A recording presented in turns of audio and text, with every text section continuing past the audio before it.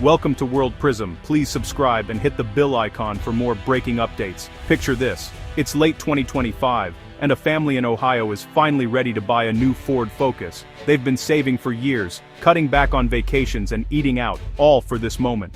The kids are excited, the parents hopeful. But as they step into the dealership, their excitement quickly turns to disbelief. The price tag is thousands higher than they expected. Yet the car itself hasn't changed. No new tech, no luxury upgrades. The culprit, tariffs, not innovation or quality. The policy that was supposed to protect American jobs has ended up punishing American wallets. Families like theirs are now forced to make tough choices. Delay the purchase, take on more debt, or settle for less. President Trump's tariffs were meant to bring manufacturing back home, to revive the heartland and restore pride in Made in America.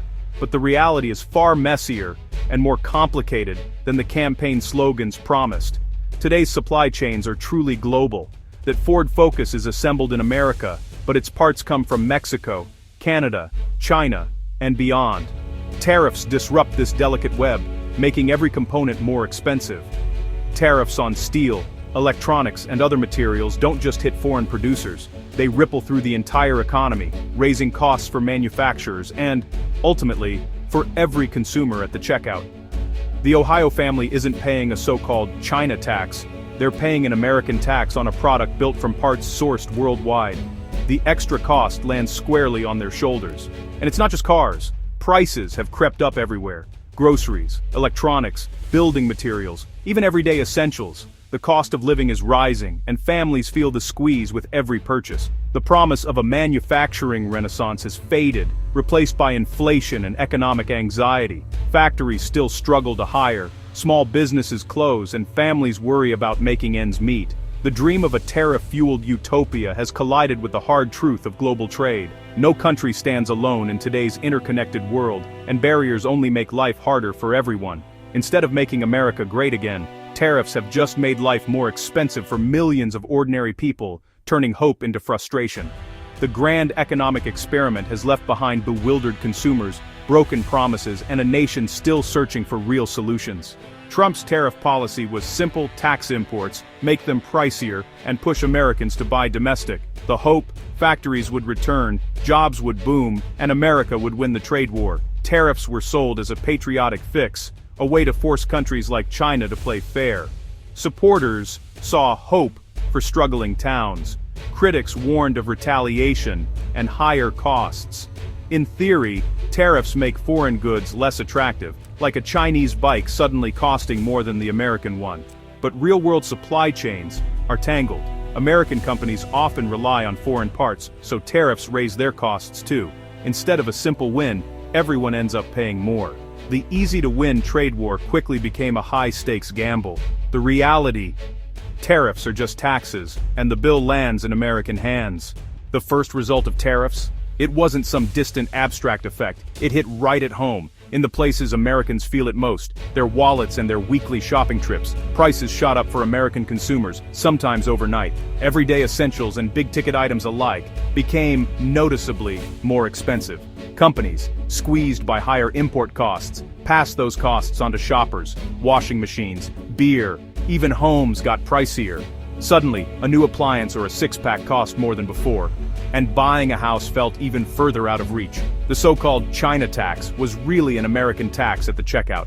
It was a hidden cost, showing up on receipts everywhere, whether people realized it or not. Domestic businesses faced a tough dilemma: pay more for U.S. materials, which were now in higher demand, or swallow the tariffs on imports and risk shrinking profits. This made them less competitive, both at home and abroad. Some businesses couldn't keep up, and their products started gathering dust on shelves or never made it overseas. Then came retaliation. China, the EU, Canada, and Mexico hit back with their own tariffs, targeting American goods in response. American farmers and manufacturers suddenly lost key export markets. Crops went unsold, factories slowed down, and shipping docks grew quiet. Instead of job growth, layoffs and factory closures followed. The ripple effect spread through entire communities, leaving families uncertain about their future. Iconic brands like Harley-Davidson moved production overseas to dodge foreign tariffs, hoping to survive in a suddenly hostile global market. The policy meant to help workers ended up hurting them first, sparking protests and frustration across the country. The trade war's boomerang effect left the U.S. economy bruised and uncertain, with markets on edge and investors wary of what might come next. The promise of an easy win turned into a costly, drawn-out conflict, one that left everyone wondering if the price was worth paying. America's trading partners didn't back down. They hit back with targeted tariffs. The EU, Canada, and Mexico taxed iconic U.S. goods like bourbon and motorcycles, aiming for political pain. Trade disputes strained alliances and sparked boycotts, like Canadians avoiding U.S. travel. Even a Canadian ad quoting Reagan on protectionism led to suspended trade talks. Swiss business leaders tried a charm offensive, flying to Washington with gifts to plead for relief. The global response was surreal. Modern economies, negotiating like medieval courts. Countries began rethinking their reliance on the U.S., building new supply chains and partnerships. Canada fast-tracked resource projects. China shifted exports to Europe and Southeast Asia. Instead of bending the world to its will, America's tariffs sped up a global realignment. The world learned to work around the U.S., and sometimes without it.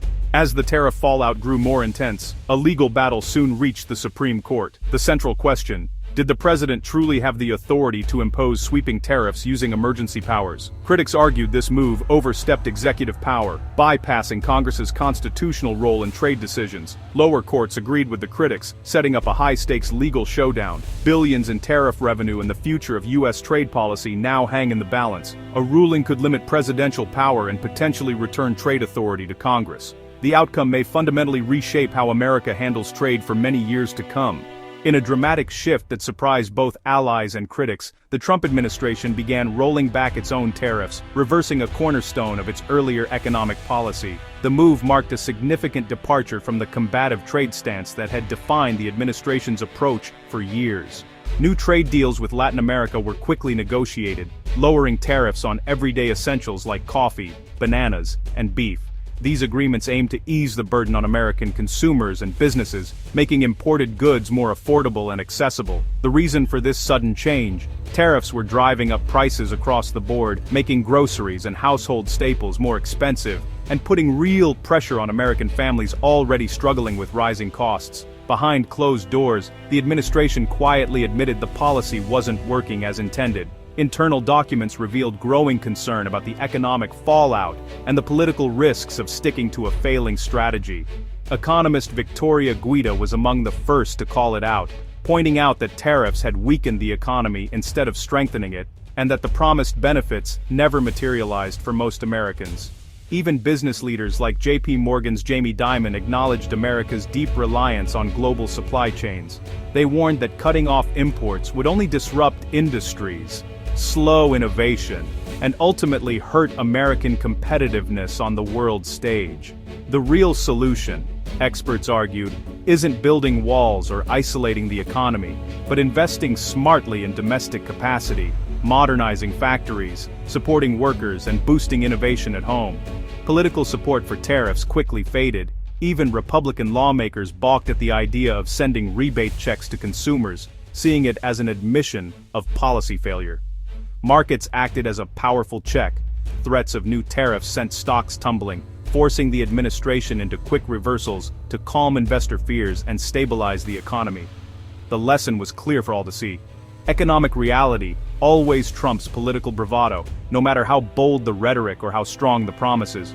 The U.S. simply can't function without imports, and Wall Street, with its global reach, won't let protectionism go unchecked for long. In the end, the era of aggressive tariffs ended not with a bang, but with a quiet, almost unnoticed retreat, leaving behind lessons for future policymakers. The collapse of the tariff experiment leaves America at a crossroads. The lesson: economic isolationism doesn't work in a globalized world. The future means smarter, targeted trade policies and rebuilding trust with allies. For consumers, rolling back tariffs brings relief at the checkout. Though recovery will take time, farmers and manufacturers must fight to regain lost markets. The Supreme Court's decision could shift trade power back to Congress, making future trade wars harder to launch. Voters now understand tariffs aren't a free fix, they hit home. The real path to prosperity is building bridges, not walls. America's strength lies in innovation, global engagement and strategic investment. The US can't retreat from the world, it must learn to lead in it. In a connected world, you can't make your country great by making others poorer.